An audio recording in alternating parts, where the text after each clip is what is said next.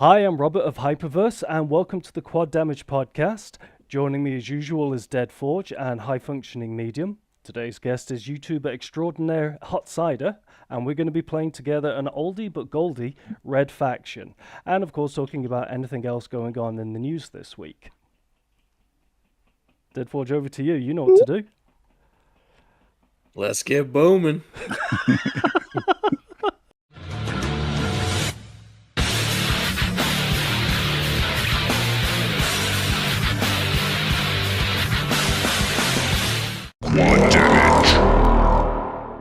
He loves his "Let's Get Booming," so it's a thing. I do. Yeah. Gotta love it. So, HotCyder, what you been working on today? How are things, man? How's your Sunday?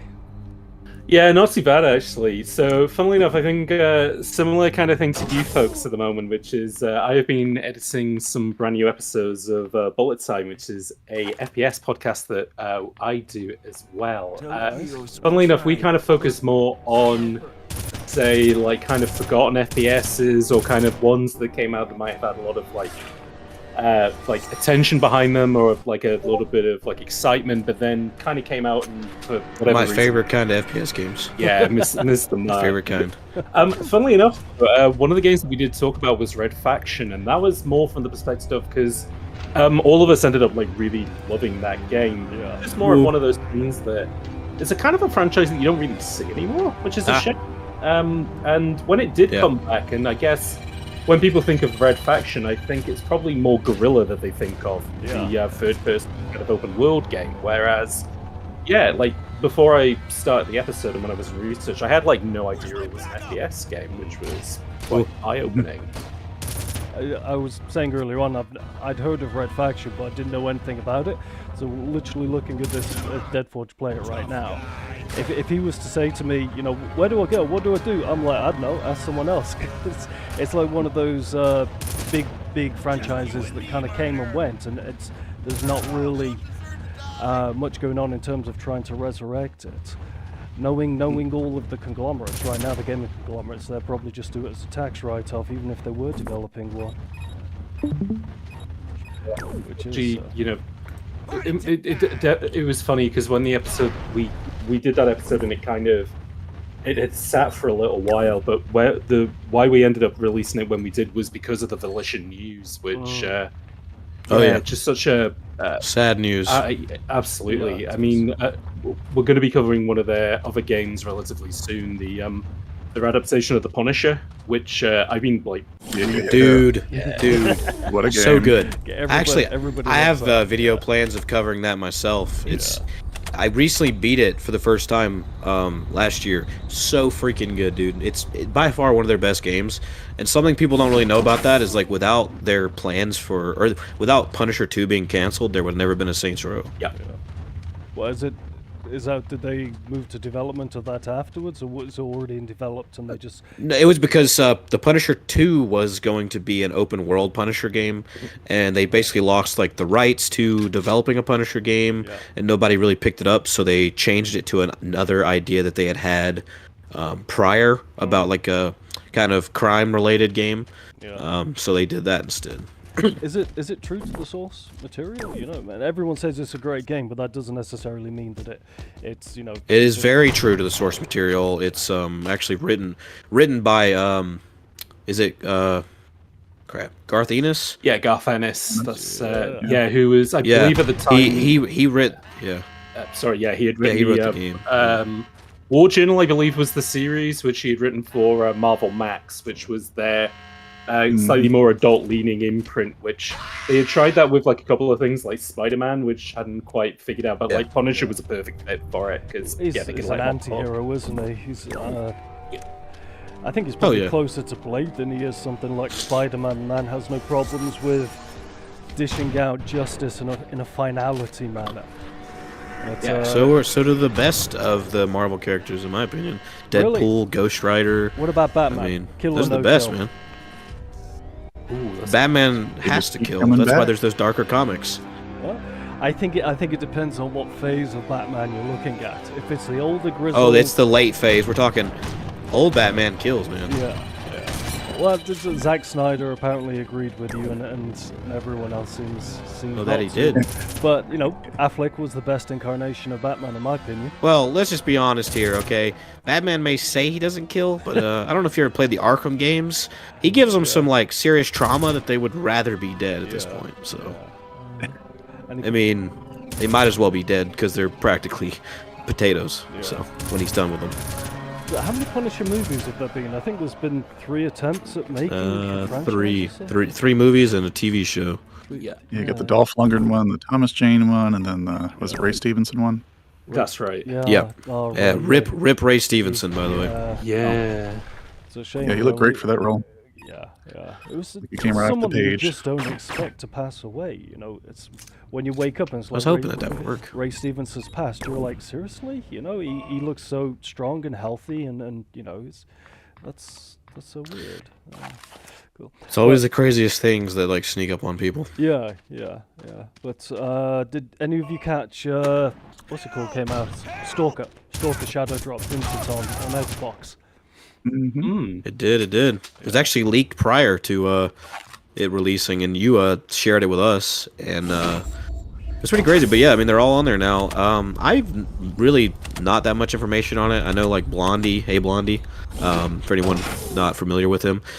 He streams it like all the time. I think he's moved to Valheim as his like stream thing, but Stalker's one that he loves a lot, and Stalker's pretty cool. It's from like some of the same minds as Metro. Yeah.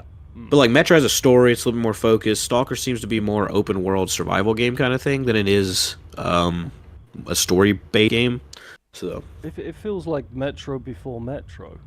I've only played a bit of Metro, and even the Stalker games I've only really seen them on YouTube and stuff. dude. But it's got that. Yeah, I mean they're a bit different. Metro Exodus is probably closer to Stalker than the prior games. They did on Xbox, I think, for the remasters of Metro. There were some demos, but the demos were long. They were like over an hour each or something, and I played both of them for 20, 30, whatever it is, and last light. I thoroughly enjoyed it, but the Stalker series has never really jumped out at me, even though I'm an FPS person myself. It never really jumped out at me because it kind of passed me by. But maybe Stalker 2 looks absolutely fantastic. The only reason I took an interest in Stalker series passively was because Stalker 2 came out and I was like, I need it in my life and up in my face. It looked fantastic. But Stalker is one of the hero jank games that like came out back when games didn't give a shit about you. They were just like, you're coming to play an hour. Yeah, for sure. Yeah. But you figure it out. Hey, Cyder, tell us a bit more about the Bullet Time, about your podcast, Bullet Time. Yeah, absolutely. So we started it a couple of years ago, kind of in 2022, and it was funny because most of the idea of the podcast was because I do YouTube videos as well, and just kind of when I was feeling a little bit like I wouldn't mind trying something else for a little while, and I had already been researching a couple of different like FPS topics like at this point, so that was kind of already in my mind. And then the podcast just kind of came from, funnily enough, a conversation of me and another person were just getting quite excited talking about like sort of this period of like Xbox 360 games where a lot of FPS games were coming out, but none of them were. I don't know, like you could sort of remember them and think like, oh yeah, that was odd, and I would love to like give that a go and stuff like that. And then that sort of snowballed then into being, oh, why don't we do like a kind of an exploration podcast, maybe digging into these things? And it was funny, the 3 games that we sort of honed upon, and we've kind of done these episodes now. One was Legendary, which I don't know if you lads remember that. Oh, yeah. It was, I do remember that one. You open. Never heard of I've definitely heard of that one, but no, I've never played that one. You open Pandora's box, and basically it's set in New York, and you're fighting like kind of fantasy creatures. But yeah, very lot of interesting choices were made in that game in regards to like they only had so much budget, so it's like where do you focus and stuff. Another one was the Wolfenstein. It was the game that was called Wolfenstein, but it came out in 2009. Yeah, we talked about that. My favorite games of all time. One, yeah. And it's the one with he's got the black hair, right? Man, Yeah, that's can we give right. some love to the glass physics in this game? Oh yeah, no, Such an underrated element of games these days is tiny details like that. But those physics were fantastic. Red Faction has just got like all sorts of little elements like that, and like even just shooting out the glass is such a nice thing in regards to, hey, you can now just jump into a building before you're meant to, which is, you know, a tiny bit of systems level. Yeah, that's stuff, like. Oh. Yeah, that's like one of those things that I think really makes Red Faction stand out. Like, I've always kind of known of Red Faction 1 and 2, but I never really got into them until recently, like within the last week that I got into the first one. But I did have some experience with Guerrilla, and I think that's always been like their main selling point is the destruction. And when it comes to like single-player games, oh, hold on. Yeah, most people know. When it comes to single-player games, most people don't really give them credit for like environmental destruction and physics like that as they do other games like Half-Life 2 or something for like the gravity gun and so on, and like some of the unscripted stuff that they have in it. I think it's just pretty unique and not talked about that often, in my opinion. HotCyder, quick question. You were talking about Xbox 360 games, and I asked the guys before. I want to get your take. How old does a game have to be before it's considered retro, in your opinion? Funny, I remember that the shorthand used to be if it was 10 years old, it was retro. But I believe that, and this is going on like Retronauts and stuff, who were kind of like the, I believe it was Retro Gamer, the magazine, has now updated it, so it now has to be 15 years. And I feel like at this point, yeah, anything older than 15 years probably does count as retro. Yeah. I was going to say something similar. It's mainly because I was saying that to me, retro is equivalent of like a human generation. Because it's the game that you were playing when you were young, and then, you know, your children were playing when they were young as well. Because to them, that what you played would be retro. I think a lot of the times, because technology moves so fast with it, literally 2 generations, gaming generations ago, people say it's retro. Well, it's not really. I mean, you look at the games from the 360 era, there are games that are coming out now that look the same, basically. It all depends on how big your dev team, how much your budget is. Because we've reached a point where it doesn't have to be about how great your game looks, you know? If you look at something like Doom to Doom 3, which was like, was it 10 or 11 years? You can see the huge gulf, you know, that happened between them. But after that, it's not really as big, you know. And yeah, and I think what comes down to retro games is like the reason you don't want to consider something that's like 15 to 20 years still feels relatively new. You know, it's looking back at something like Bulletstorm and saying, "Holy shit, that's retro now." That's mind blowing, right? I don't know if I'd say it's not quite as old, right? But it's still getting closer and closer to 10 years old. Yeah. It might be. Hold on. It's actually older than 10 years old, isn't it? Yeah, it's actually. Yeah, it came out in 11, so it's actually about 13 years old. So yeah, it's actually practically retro. But it's like you're thinking about a game that came out like, you know, like when I was younger. I mean, I was like, I don't know, 12, 13, 14 years old when it came out. And yeah. But like, that's the thing is like, but if you're looking at that like 15 years ago, I mean, that's an old game. Like someone who like is my brother's age, that they were like 2 or 3 years old when it came out, right? So that is retro, like a game that's 15. I mean, Halo 2 is a retro game, you know. It's crazy to think about it because you grew up with it. It's like someone who grew up with Doom or someone who grew up with whatever. It's hard to think about it as retro because then you're saying, okay, well, I'm older now, so now like people can be playing the game that I played as a kid and consider it old and outdated and not like it. I bet that's kind of. I mean, I'll give you an interesting detail, which is again kind of ties to the podcast a bit because we. But cap off an episode by basically we do the charts, as in the game, the week that it came out, we asked like, okay, where do you think it charted, and then what were the 10 games, you know, from 1 to 10 that week. And the interesting thing is that we've done like a couple of recent games which have been, kind of in that retro period, the last 15 years, the last 10 years, or even like has come out a couple of years ago. Yeah. There are 3 games that have never left the charts in the past like 10 years that are still charting in the top 10 every single week. Do you folks want to have a guess at what they might be? Warframe? What are they? Not Warframe, no. But you're kind of close. It's on that.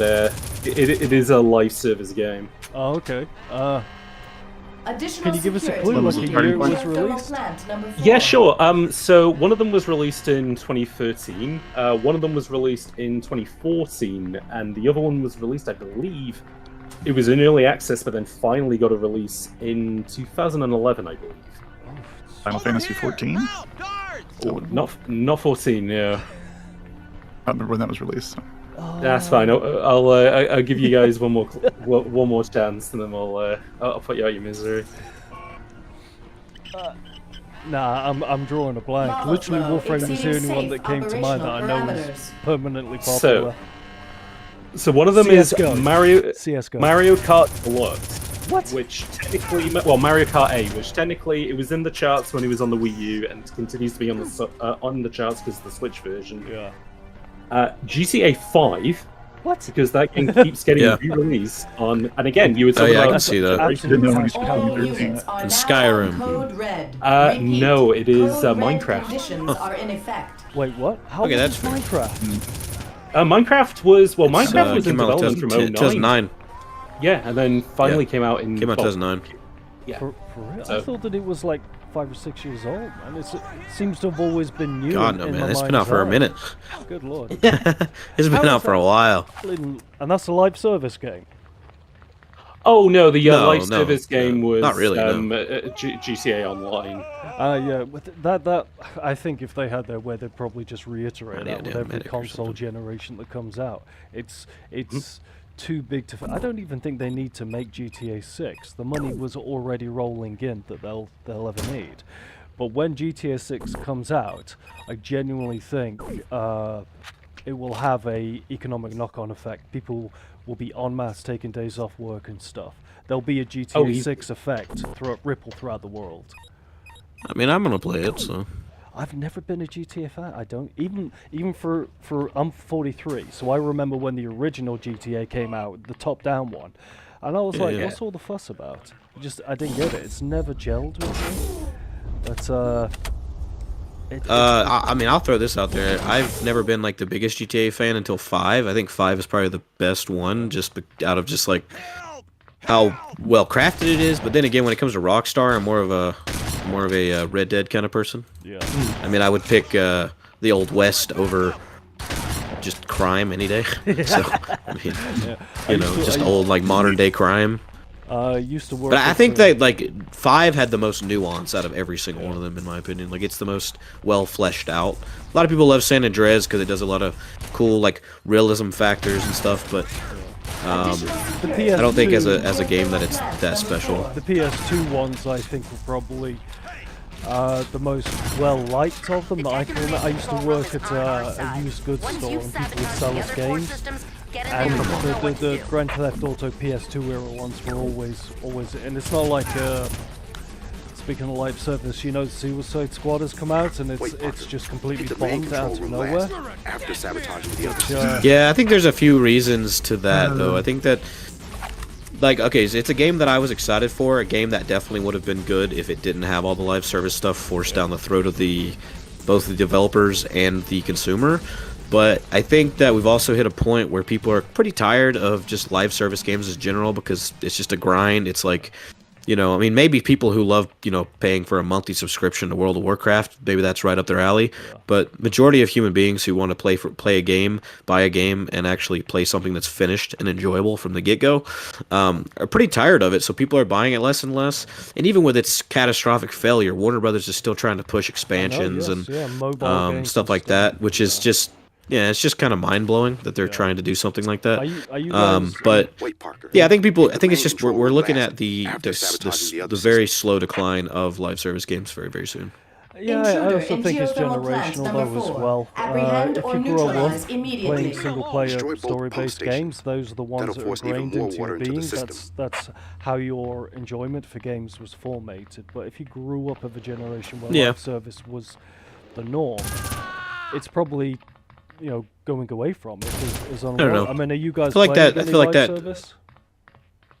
No, I mean I used to play Wait, stuff like Parker. Hit the Destiny. main I used to control room play, last after sabotaging you the know, other system. all kinds of different things. But I mean, I grew up with multiplayer games, online games, single player games, everything. But I don't think that you know, that it's ever been something that people wanted was a game with microtransactions. That like I don't think it's ever been a thing that people just like, oh my god, yes, I this is what I dreamed No, of, was a they game keep that producing 'em I 'cause just can people buy get 'em, more and more unfortunately. money into.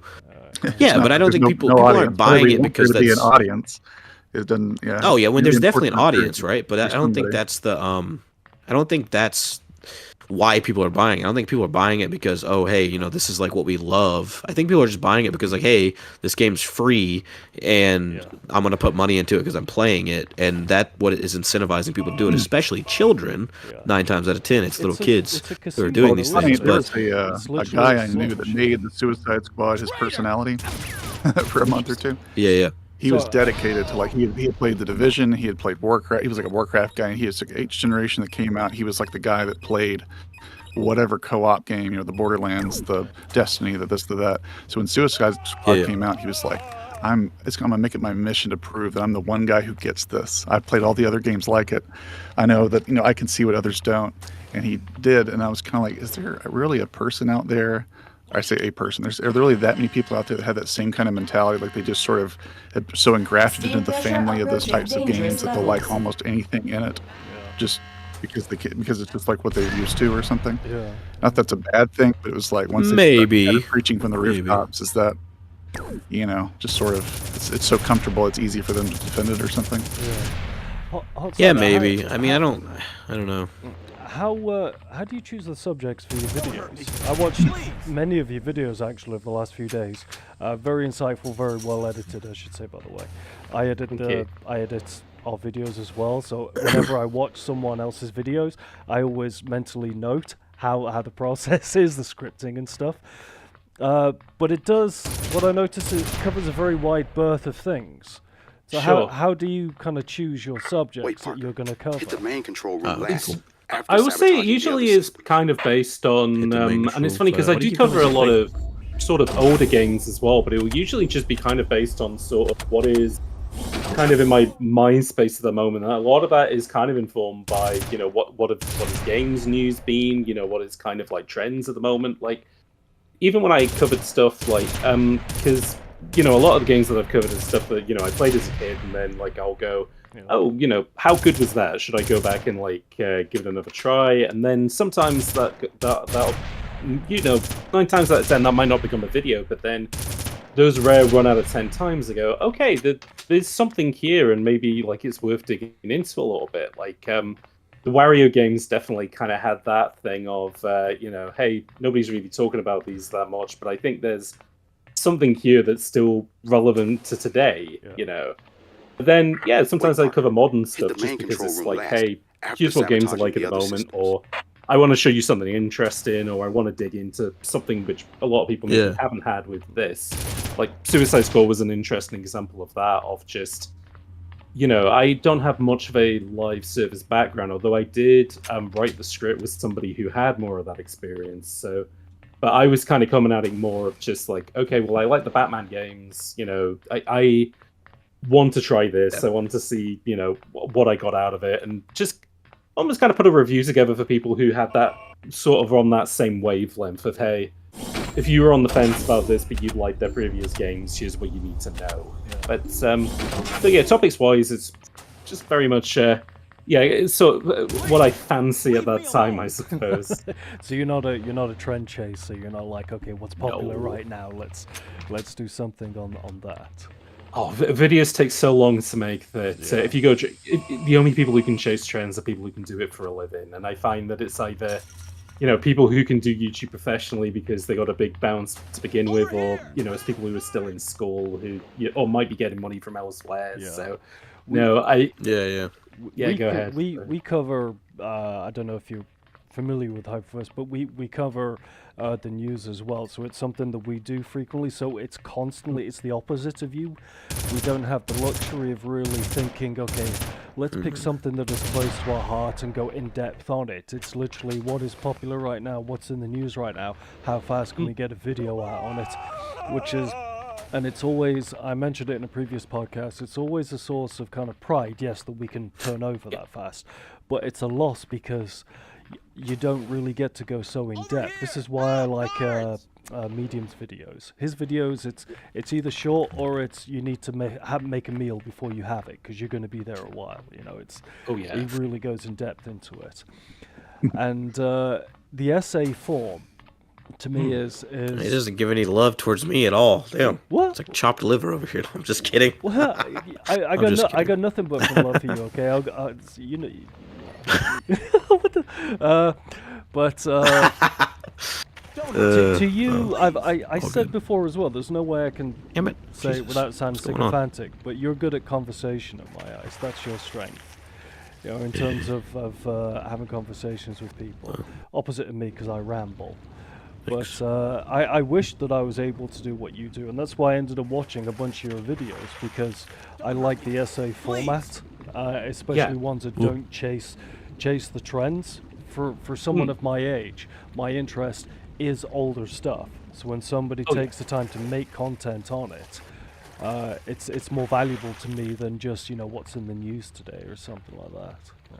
And I have been feeling recently as well, because I always used to be of the opinion of like, well, once again, we had this conversation earlier about, what is considered retro. And I always felt like the retro conversation was always, okay, what game is no longer relevant?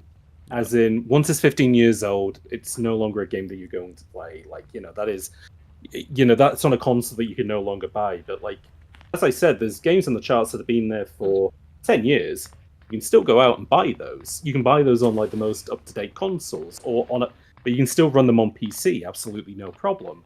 And I found that like we're starting to now go back in the other direction, especially as, again, talking about Suicide Squad, games are becoming so much more expensive, both to make but also to buy for the consumer, that I think a lot of people are starting to go, well, I didn't play this game 10 years ago, but just because it's 10 years old doesn't mean that it should be 10 years out of date. And Red Faction, I think, is a good example of this. Hit the main control room last. Sure, it looks, doesn't look as modern as a new game, or it doesn't, the controls aren't going to be as smooth as some, like, Halo Infinite.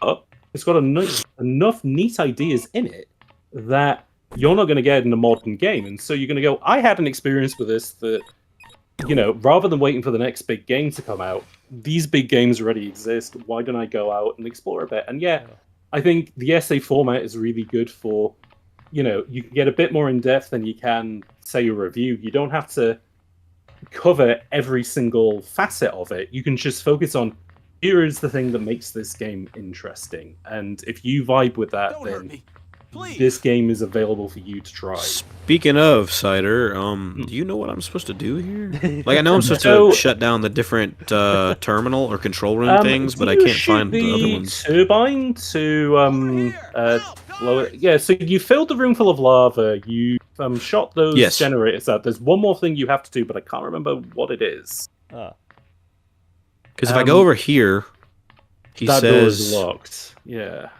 Yeah, he says, wait, hit the main control room last after sabotaging the other systems. Okay, I would still go in there anyways and see. Yeah, because I destroyed like everything in here. Maybe the blue glowing thing. Shoot at it a bit. This thing? Yeah. Oh, there we go. Oh. There if we it go. glows, it blows. Yeah. There we go. That is the trick. If it glows, it blows. Yeah. And then I think you can go through that door once. No. Oh no. Is there another one I missed or something? Maybe. Maybe shoot one of these turbines as well. Like the. Yeah. Oh, let's see. There we go.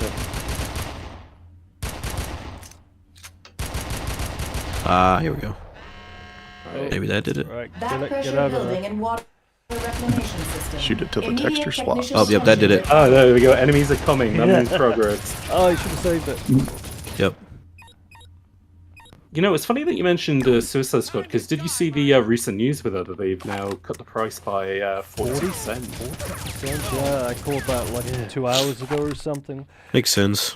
But I think maybe what they're hoping is, you said earlier on that the budgets are ballooning and the prices are ballooning. but I think a lot of them will see it as though it's kind of almost like a casino. Even if the barrier to entry is low, we'll make the money on the in the long term by constantly getting people. Yeah, I think to that's pay. why a lot of them view it, sadly. So even even like something like Fortnite, I bet if you offered people the opportunity to pay a one lump sum fee, and then you got the game forever, they'd probably choose it because it's 100%. It's literally just designed to be a slot machine to keep you going and going. Yeah. And they knew what they were doing when they made those cute, colourful, characters and stuff. There's a particular audience that they're trying to aim for. You wouldn't have. I'm sure there was that in mind, but I also think that Fortnite does some pretty cool stuff with its multimedia approach to like a gaming platform. I think that it does some cool stuff with that. Now, with like, isn't it? Yes. yeah, I mean it is. I mean it's quite the idea of what a metaverse is, just like you would have seen in Snow Crash. But like I think it's cool that they do live concerts. I've been around for a lot of the stuff that the Fortnite's done, and I think it's cool that they do like live movie showings and premieres. They do like these crazy events and things that you are literally never going to see in any other game ever. Yeah, I'm surprised that Christopher Nolan agreed to have a movie in Fortnite. What in the hell is the He next thing seems that I like can he do would be a this? little too kind of elitist But they also showed Last Jedi in it and stuff like that too. Yeah, that's right. And didn't they also announce? They also had like a Marshmello concert and like a ton of Yeah. other artist concerts in there, which were pretty cool. They've had a lot. I mean, they did a lot of cool stuff, and they have like so many different game modes now. They pulled a Minecraft, and they have like these realms and all these other things in there as well. After sabotaging the other What was the systems. one that? Sorry, Cider, you were going to say something then. Sorry, before no, we go on though, I think I'm still missing a thing. Like, I don't know what. Yeah, room. no, because I have beat.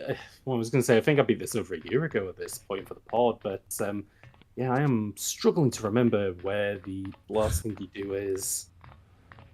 Because like I've been in here, right? I've destroyed these in this room, like these things in here.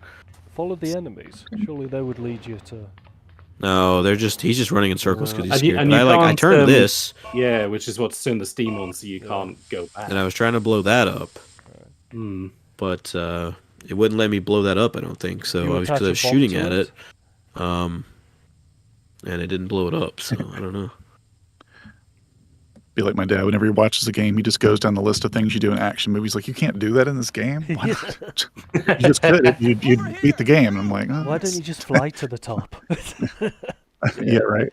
Oh, what? Why are you climbing? You could just fly. Yeah, what was I talking about? It might have been something Fortnite related. I can't exactly remember, but yeah, it is interesting. Like with like sort of Suicide Squad slashing the price does feel a bit like it's maybe trying to compete with the likes of Helldivers, which has been this massive success, and I think part of that is just down to its lower And it entry doesn't have fee, microtransactions and all that stuff. and it doesn't have any of that at the moment. No, Helldivers looks at. Oh, I was going to say hella fun, but that's cheesy as hell. It looks. It does look like a hell of a good time though. You know, there's so many funny moments that I've seen in terms of clips on that and stuff. Never played it myself. Is it available on PC? I hope it comes to Xbox, Yes. then I'll probably grab it. It's on It's PC the and main control room PlayStation. last Right, after right, sabotaging the other Is systems. it an actual PlayStation game that they ported to PC? Because they're putting more games on PC now. Yes. I believe Yeah, so. it's a Yeah, first party I think PlayStation. Yeah. Yeah. Sony published it. PlayStation fanboys out there are loving that. Damn gatekeepers. Yeah. But not that it came Just to as PC. much as- That's just as- sacrilege. Yeah. Just as much as the PlayStation fanboys were freaking out because Xbox was coming to PlayStation as well. Yeah. True. Because they already launched several Xbox games that are coming over. Like, man, that just means that like more people get to play more games. It Like, does, yeah. I mean, quit if you- being so elitist and so like console wars and just dumb shit that doesn't matter. What matters is everybody gets to play the games. That's what matters. I think exclusives are losing their relevancy as companies try to put their games on more platforms, because the need to have to sell hardware is less than what it used to be, and the exclusives are really the driver to get people to buy your particular console. especially for something as versatile as Right. PC. I don't think I'll ever truly go back to a console because it feels so restricting once you become a PC gamer. Yeah. Even no, the I think peripherals I buy are for PC now. Microsoft have always been a software company first and foremost. Yes, Like that's yeah. they made their money on Office and Windows. So I think it would always have made more sense, yeah, that like again, Game Pass has been such a big money maker for them. I imagine what they really want is to be able to put Game Pass on more devices, which I don't think. No, Sony yeah, would they allow. already like they have Game Pass on the Oculus as well as the phone, Really. and I've heard rumors of it coming to Switch. Really? Yeah, that, Yeah. How many That'd be How many Game Pass Yeah. games can a Switch run though? if they do it over cloud, they could run all of them. This is true. Nintendo already do that, Yeah. don't they, with the Switch? Some of them are cloud, but I RE7, yeah. As long as you have good internet, that's a pretty good way to do it. But if you don't, then I know it's not. I've got good internet though, and even Xbox's cloud gaming it runs like arse, absolute arse. It's like playing a game through Vaseline and add latency on it. It's no. Yeah, I mean, it's like it's still technically in beta, so it's still something they're working on. I mean, cloud gaming is still so relatively new that it's But like yeah, we haven't got everything ironed out yet. playing on GeForce now, and I believe Digital Foundry put out a video only a few days ago How comparing do I progress? PlayStation Plus streaming as well, which apparently is fantastic. Xbox is by far the worst on there. I think Xbox in the end will say our goal is to simply be an app on everything. That's what they want, no hardware at all, and that's the future app. for them. Is that guy still running around? Which is, I mean, perfectly fine. Am I still running around? Yes. No, the guy screaming his head off. Oh yeah, I didn't kill him yet. I killed the other guy though. Yeah, this game is very brown.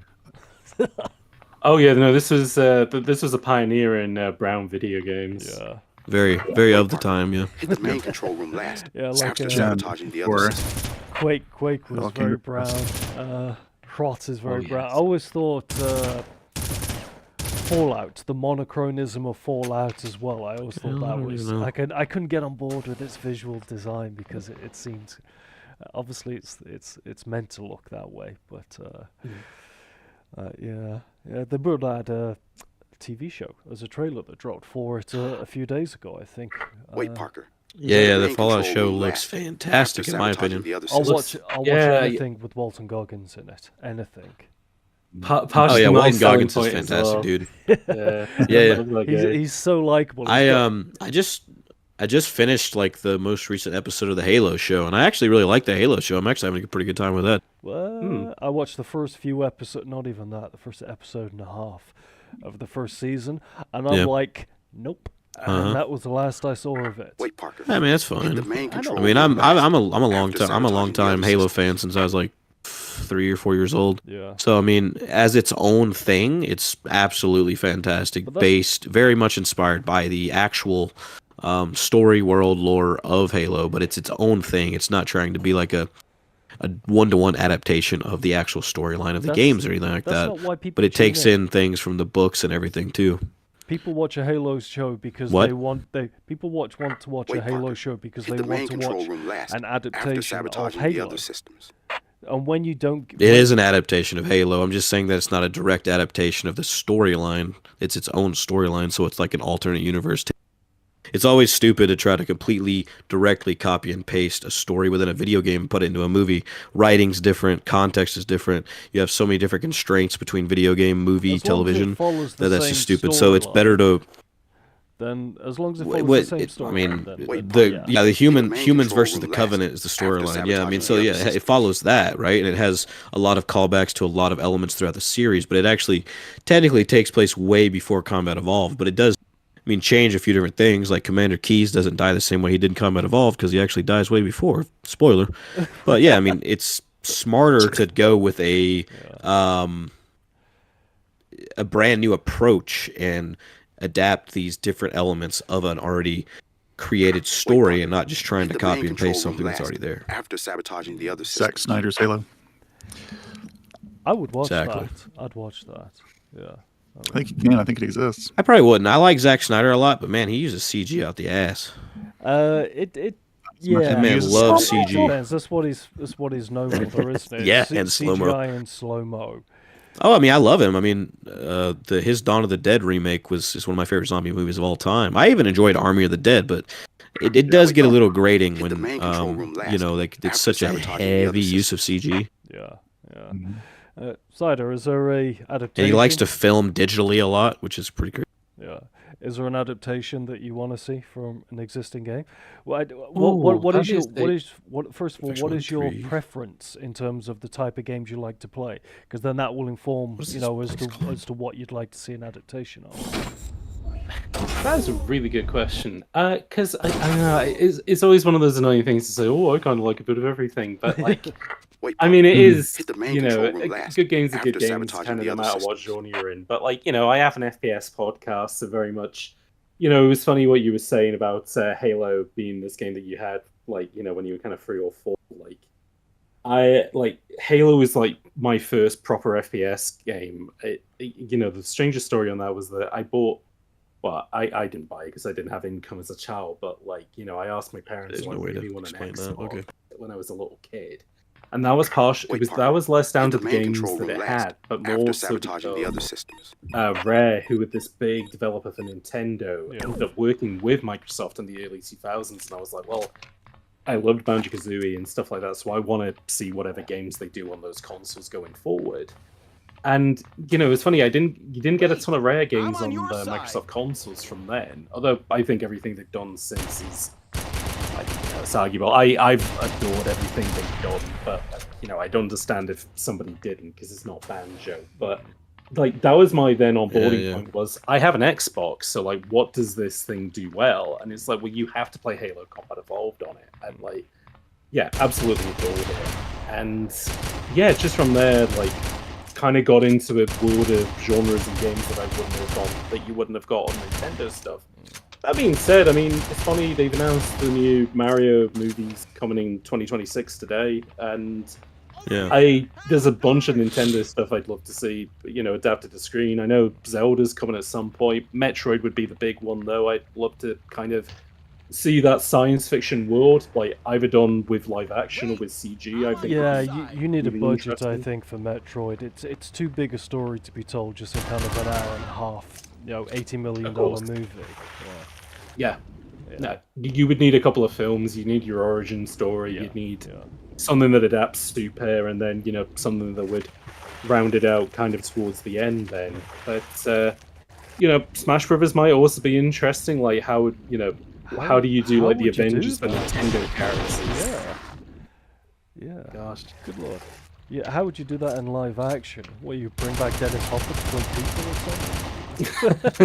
bring it. Yeah. Oh, bring it back from the dead. Yeah, that'd be unfortunate.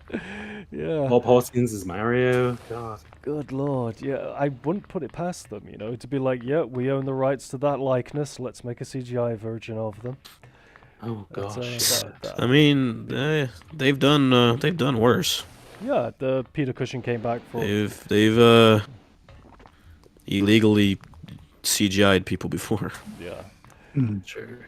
It's unfortunate, but that and is had that issues is- there. that I is forget the what issue. one of the big ones was, that there was an issue a while back. There was one where someone used someone's likeness in a movie without the actor's permission. I forget what movie it was though. And they like sued the company and all this stuff, and there was like a big thing about it, but I can't remember which movie it was. I vaguely remember what you're talking about. Was it last year? It might have been last year, yeah. Yeah. Leave me alone. What happens if you kill that dude? Shut up. He just dies. Yeah. Okay. More years in purgatory. Yeah. Do you think we need Yeah. a remaster of Red Faction or a reboot? Interesting question. I 'cause, think I mean, like a remaster of the first one would be pretty cool. yeah, I think there's enough interesting stuff in it that, yeah, like if you gave it like a kind of a small visual overhaul, it would still hold up pretty well. The controls you wouldn't even Yeah. need to rework massively either. So No, It is no, a it nice- plays pretty well. Yeah. Well, there's nothing in it really. But he could that give it I- that the chance to be on modern consoles too. I don't think there's really anything in it that needs changing. It's not like Crystal Dynamics rebooting the Tomb Raider, and they change everything about it. I think this can probably be kept as vanilla as it is. Although Crystal Dynamics didn't like the recent remaster of the Tomb Raider trilogy to begin with. They put out that statement, didn't they?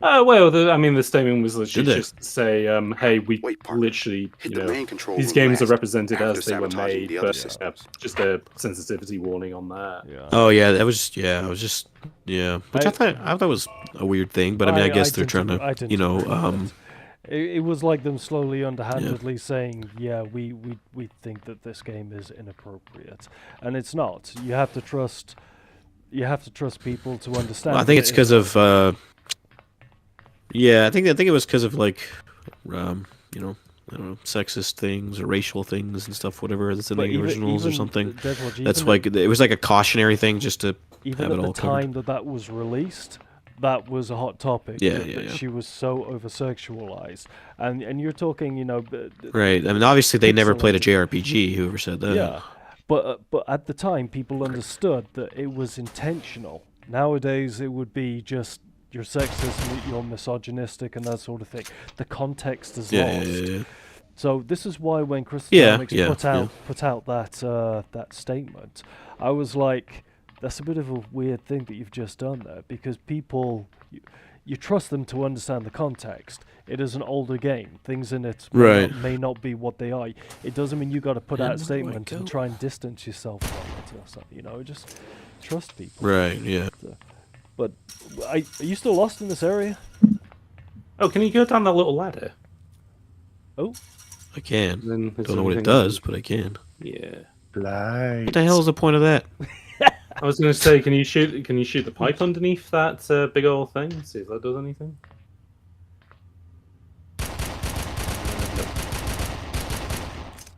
Looks like I might have already destroyed that because I turned this Yeah, no, and turned this pipe on right here. Yeah. what did that guy a little say? rough, He so I said don't know. you had to destroy a bunch of things before you destroy something else. He said I had to destroy their systems before I did the main control room. Yeah. But if I already did that whole one room, I did that room. I feel like I've done every room that you could possibly go into. Yeah. Like, I mean, I did this entire area down here with the flooded stuff. Yeah, so it's filled with lava, so that is done. Yeah. Do they all have Just to be everything in here is filled with destroyed. No, I don't think so. And then, so that's done. There's where I just was. So then you go in here, and there's this room, which I destroyed like all this stuff, but like there's I don't know what else to press destroy. Can anything this on be that panel? destroyed? No. Yeah, that's the point. The panel in front of you is. Finish. Oh, what was that noise?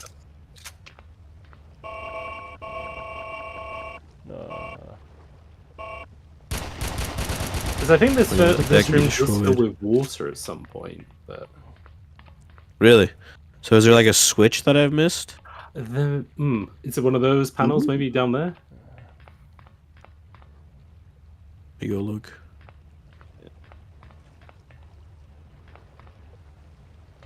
Because you can go underwater here, but there's like no go underwater. Wait, yeah, maybe there is. Hold on. Can I crouch while I'm underwater? If they got a pipe going up there, then I crouch under you that, must- so- you must Watch it be like Half-Life, and you have to do like a crouch slide or something to get up under there. Yeah, maybe. This one weird thing, one time.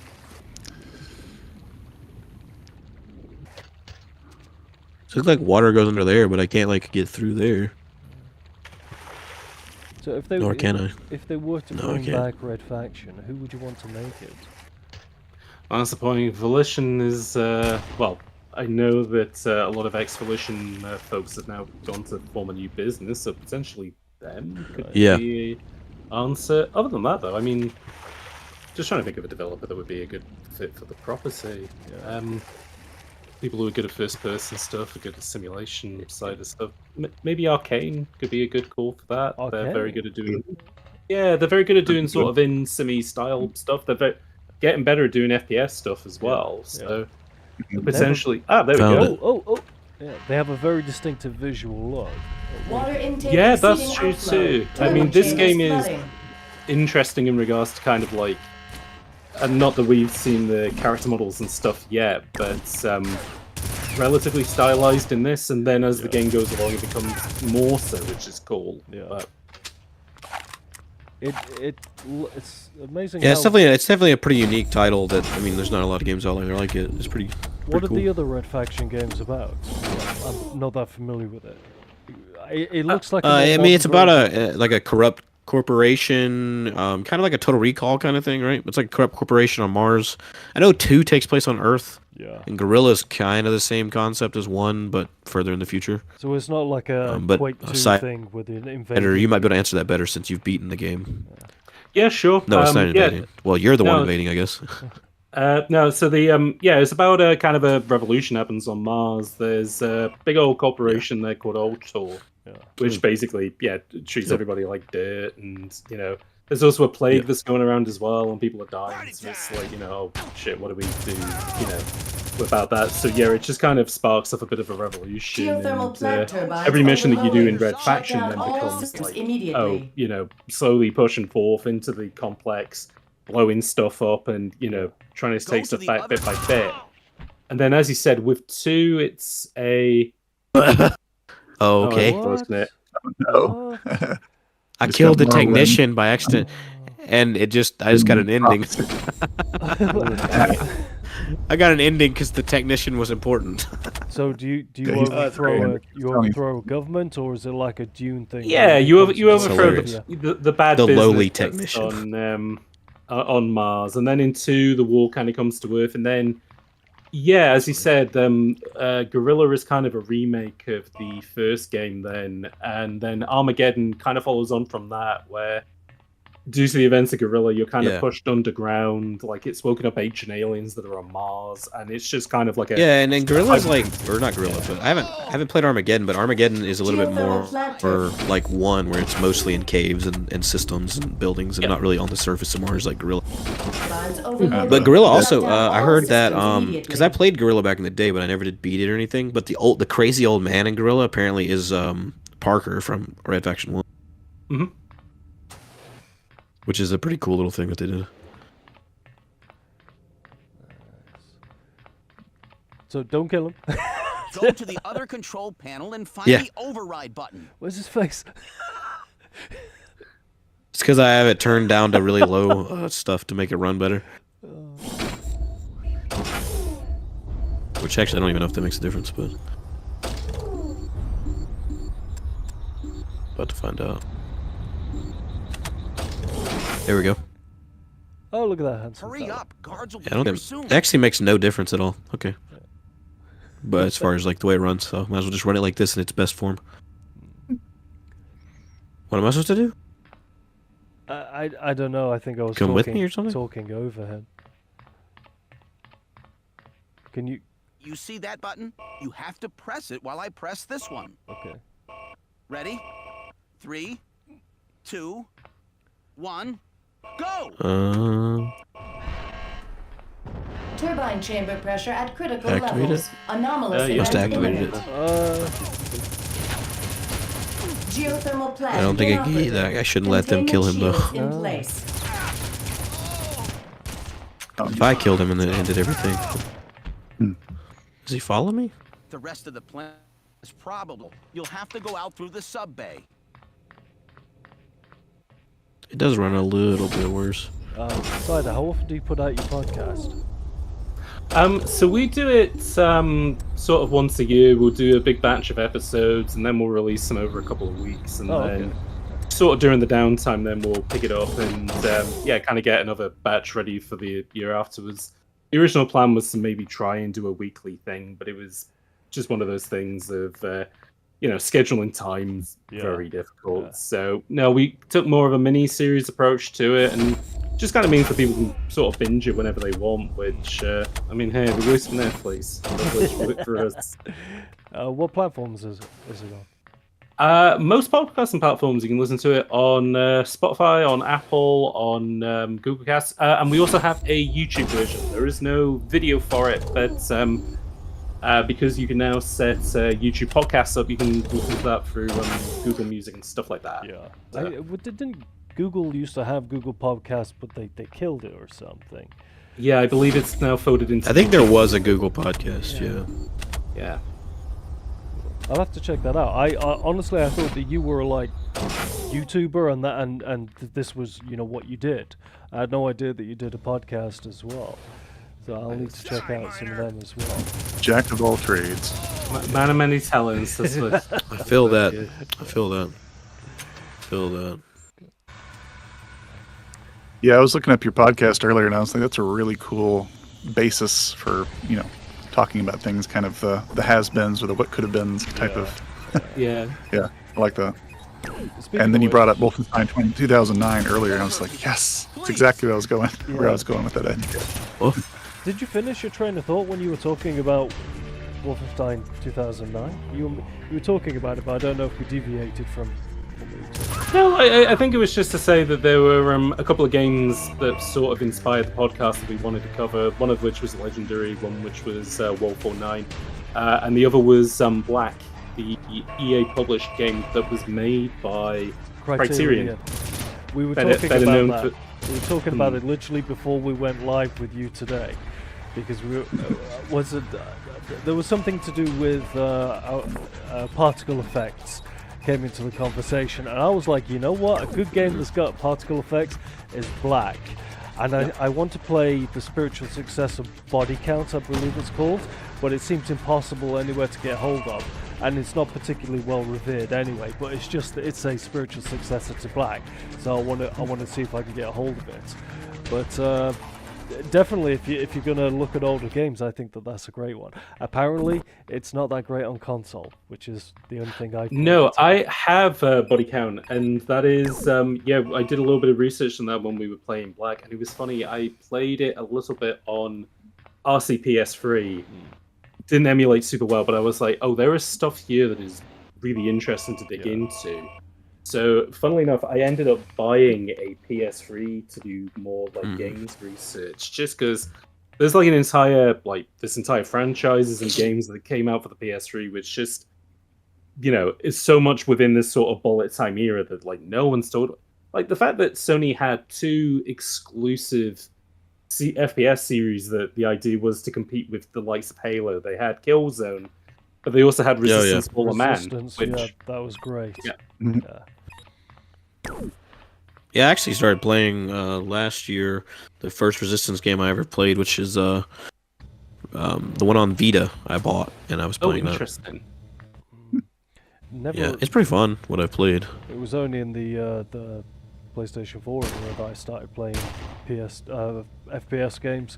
During the PlayStation 3, I was into hack and slash games like Dante's Inferno and Bayonetta and that sort of thing, and Heavenly Sword, which for some reason seemed like the best IP ever, and yet it seems to have faded into obscurity.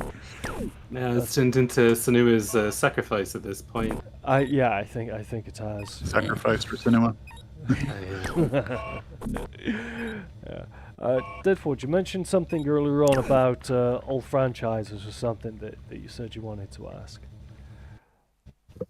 Oh yeah, no, I was gonna say, like from each of you, what is a game, whether it be a first-person shooter, preferably, but if it could be any other kind of game that really did something unique, kind of like how Red Faction does the environmental destruction and stuff like that doesn't really get the credit that it deserves for doing those things, even if it wasn't necessarily a perfect game, or even if it's a very flawed game. Like I would say things like even like the Chronicles of Riddick Butcher Bay, or something like the original Darkness and stuff like that do these things that a lot of games don't really do it anymore, but they very seldomly get the credit for doing a lot of the unique things they do. So we can start with, let's just say we'll start with Cyder. What's a game that you think falls into that category? Absolutely, and it's kind of funny because the game that I've been thinking of kind of weirdly plugs into a couple of things that we've talked about today, which is games like Suicide Squad, sort of like PS2 stuff, the kind of bullet time falls under. And the game that just, I think, is weirdly ahead of its time, but doesn't quite get the dues that it should, like today, is Urban Chaos Riot Response, which you lads haven't heard of that. It is the first game by Rocksteady before they made Batman Arkham Asylum. It was released in 2006 for the PS2 and Xbox, a really late era game for those, because I believe that the 360 was out, really late 2005? So at that point, people were starting to move, not super quickly, but they were beginning to move into the next gen. So a lot of these games were left on the pile, and this was an IDOS game, and it was one of 15 IDOS games that had come out this year, one of which was a Tomb Raider. So, wouldn't have got much of the attention it deserved, but really interesting little game. I would describe it as Burnout, but as an FPS game. They are short missions, very arcadey. You play as a police officer within basically a new task force called Tolerance Zero, where the idea is that you've been put together to deal with this insane gang problem that's happening in a no-name US city. So, very tongue-in-cheek, very kind of RoboCop, but, the weapon loadout that you have is, super exaggerated. It's kind of unique selling point. Well, there's a couple of them, but one of them is that you have a constant shield, so you can just bring it up and out. So you have movable cover, portable cover with you, which is super, really changes the dynamics of the FPS, which is nice. But the thing that I always think of with it is the fact that they're short levels, they're meant to be replayed, and the game has an achievement system in it. And this was planned for the PS2, and this was put in place before the 360 made Chivos in every game. So super forward thinking, really good kind of example from this developer, as well as because I think Batman Arkham Asylum was one of those games that came out and shocked a lot of people in regards to, this studio has put together a game of this level of quality as one of their first projects.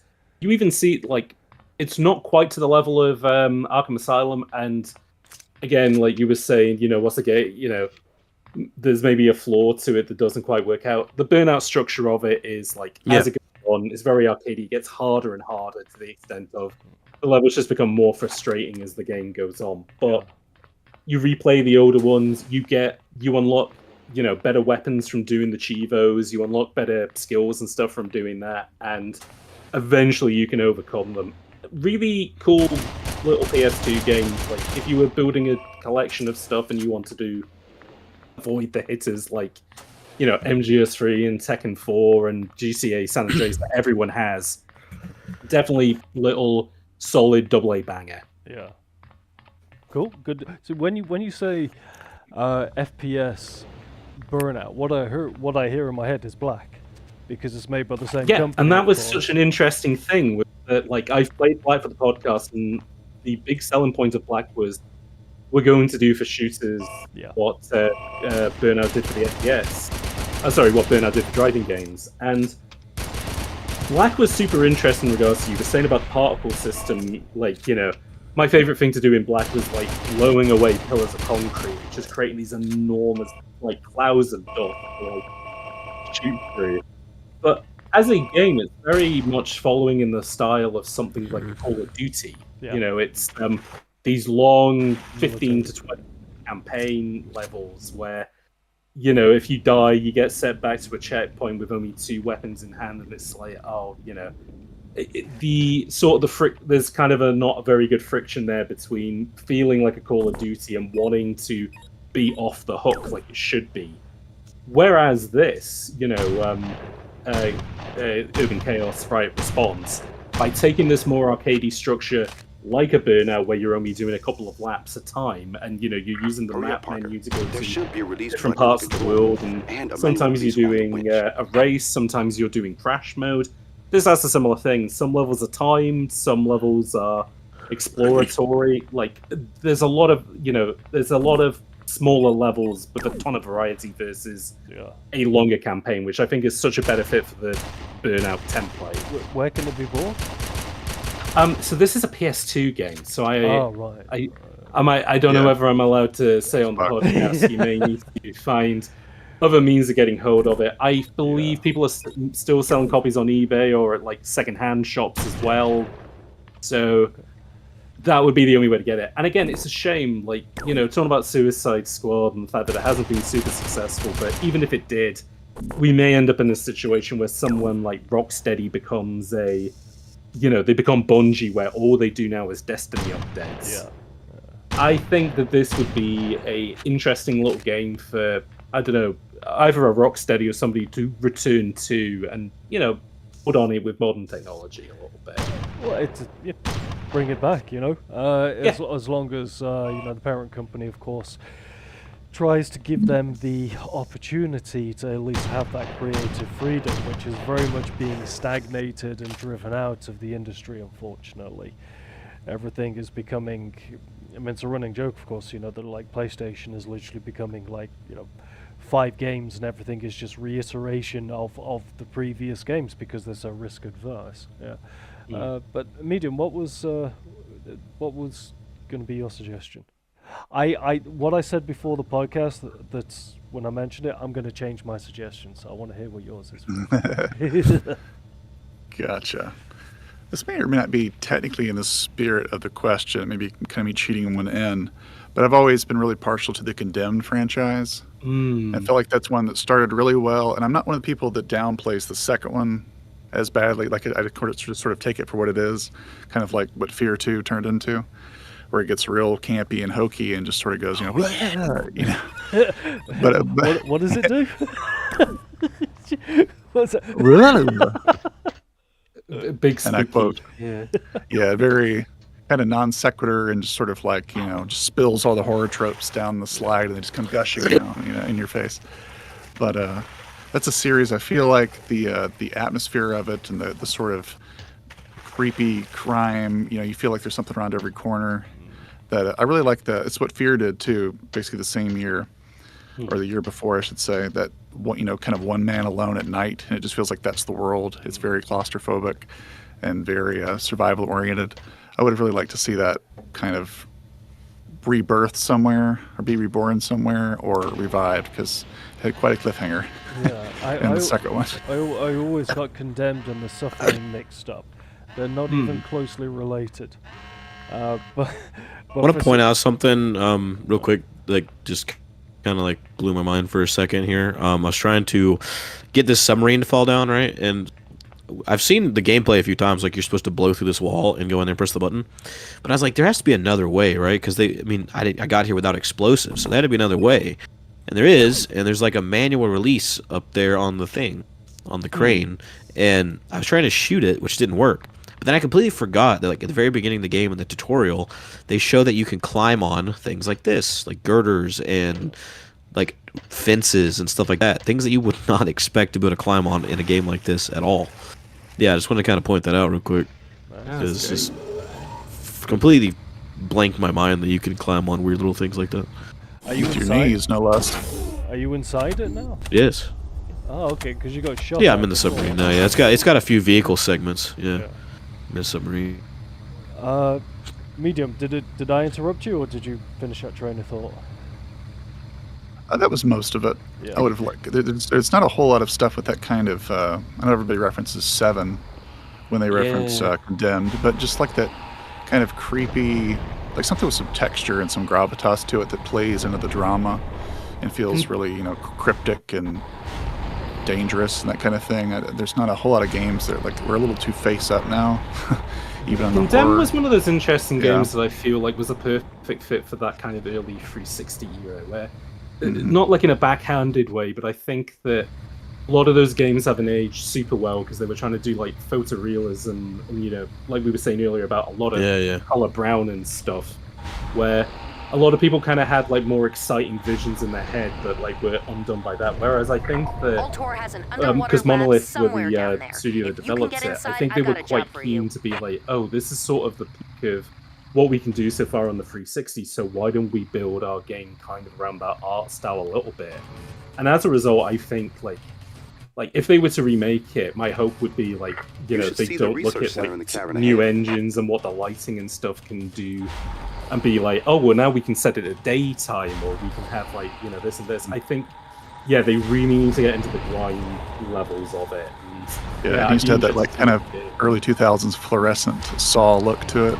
Oh yeah. Yeah. For sure. Monolith is in via Monolith? Monolith as in Technically, so Monolith Monolith Productions, I Soft to believe. make the Xenoblade games. Monolith Productions. yeah, there's actually 2 monoliths. This Yeah, is that's right. I was gonna say Heretic. Mainly because I think that Heretic is very underappreciated and needs to come back. But I think in terms of the impact, what are you going Fubard? A little bit. Sorry. Yeah, do what you gotta do.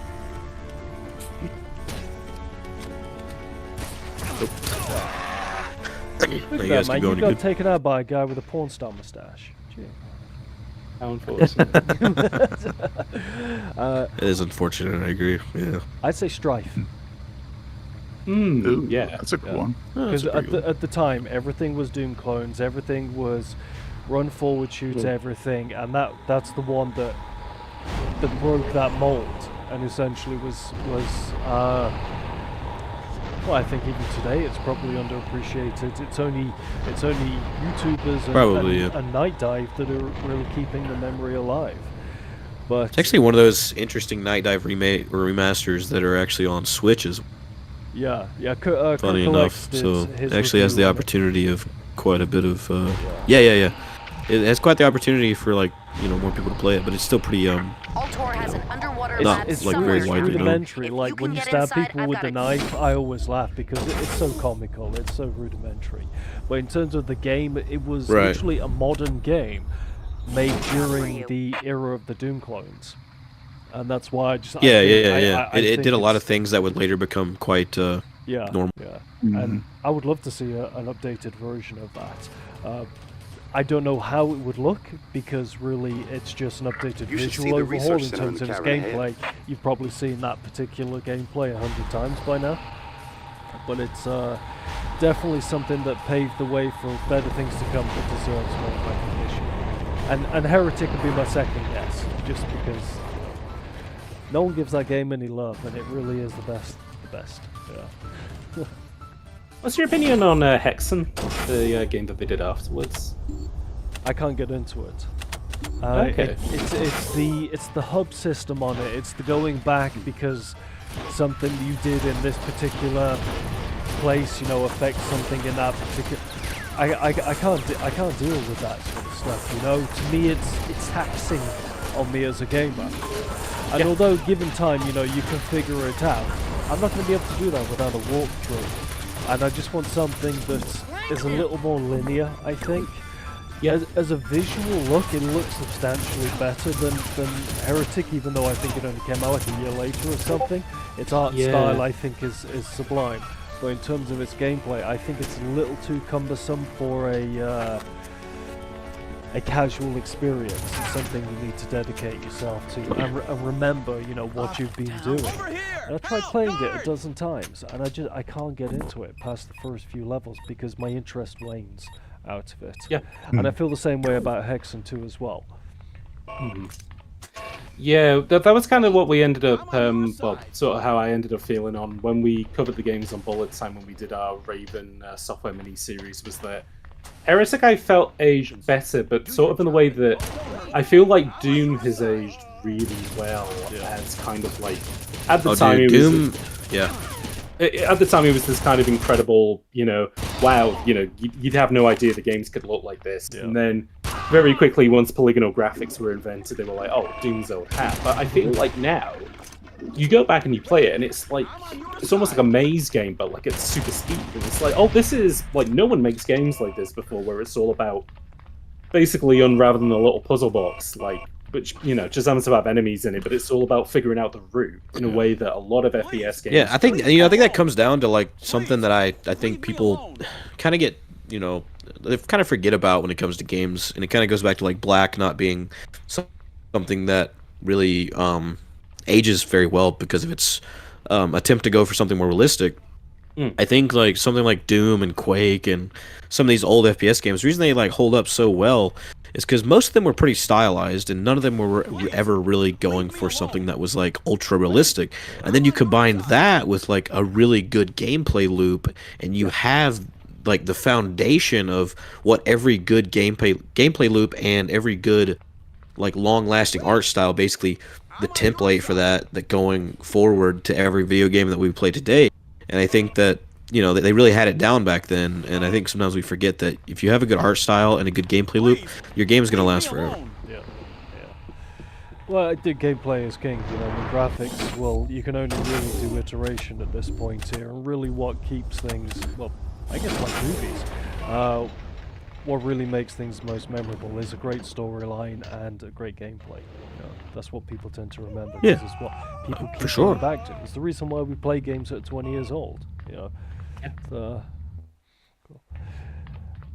Do you guys feel like wrapping up now? For sure. Yeah. It's a good place too. Cool, excellent. Yep, Medium, I'll leave it in all your hands then. Alrighty. Well, thank you all for joining us for another Quad Damage podcast episode featuring Deadforge, myself, and HyperVerse, and our esteemed guest, Mr. HotCyder. Thanks for joining us. Thank you for having me. And where we can all find each other, of course. Yes. Where can we find you, Cider, and all of your things? Oh, well, gosh, where can't you find me?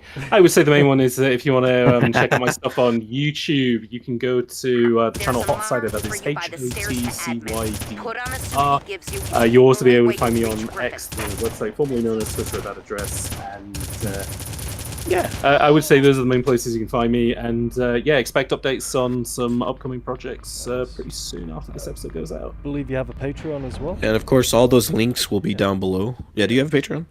Yeah, I do. I didn't want to pimp my Patreon on your podcast, but sure, you can also find me on Patreon. Oh, that's fine. It's all good.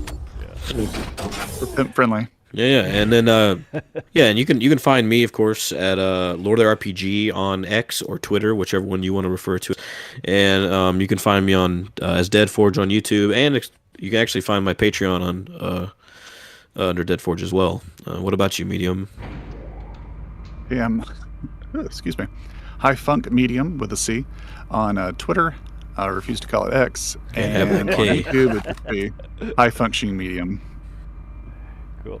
And HyperVerse can be found on YouTube, TikTok, Facebook, Instagram, and I refuse to call it X as well. So on Twitter there as well. Yeah, it's Twitter. Yeah. And also, before we go out, can we just talk about how cool it is that of this animation for this cattle prod or control baton? It is pretty well done. Call it. Also, like one of the first games to have like a riot shield. Yeah, absolute sex appeal. Yeah, it's pretty cool. Urban chaos. Exactly. Response. Exactly. Cool. All right. Yeah. I know what he's into. Yeah. So of course, as always. Let's get booming. Keep it booming. Whichever one you go with. Keep booming, yes. That'll be the outro. Keep it booming. There we go. We'll take that as the outro one, right? Keep it booming. Yeah. Cool. All right. Take care, audience. See you all later. All right. Parker, get him.